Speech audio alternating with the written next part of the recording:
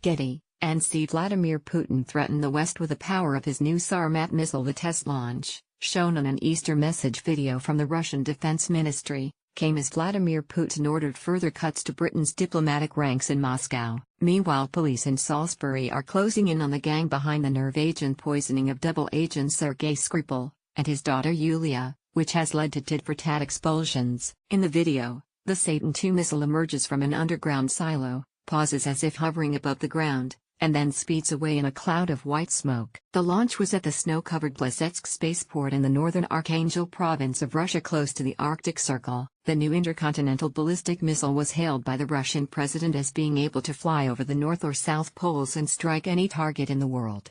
No defense systems will be able to withstand it, Putin said during his State of the Nation speech earlier this month. As relations between Moscow and the West hit a new low not seen since the Cold War, the Russian Foreign Ministry yesterday gave Britain 30 days to reduce the number of diplomats in Moscow to the same number that Russia has in London. And Putin said the Sarmat missile could hit anywhere. No one has listened to us.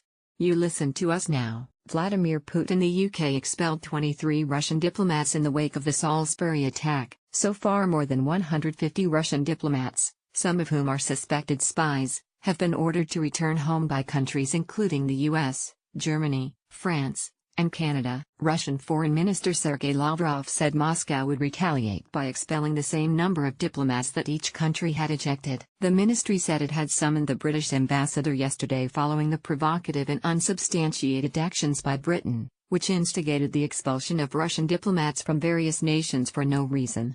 The number of British diplomats that will have to leave Russia was not immediately clear.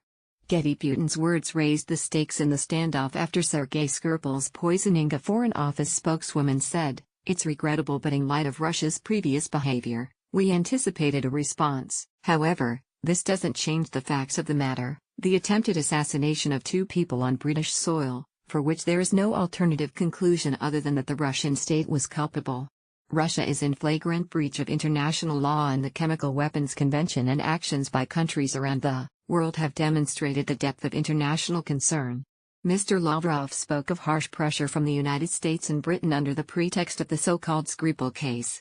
He called for consular access to Yulia Skripal, a Russian citizen, who has recovered sufficiently to be able to help police investigating the attack. Russia, he said, was also seeking a meeting with leaders of the Organization for the Prohibition of Chemical Weapons to establish the truth. Russia and the West are also at loggerheads over interference in the 2016 U.S. presidential election, cyber attacks, hacking, and the war in Syria. In his speech, Putin boasted, "No one has listened to us. You listen to us now."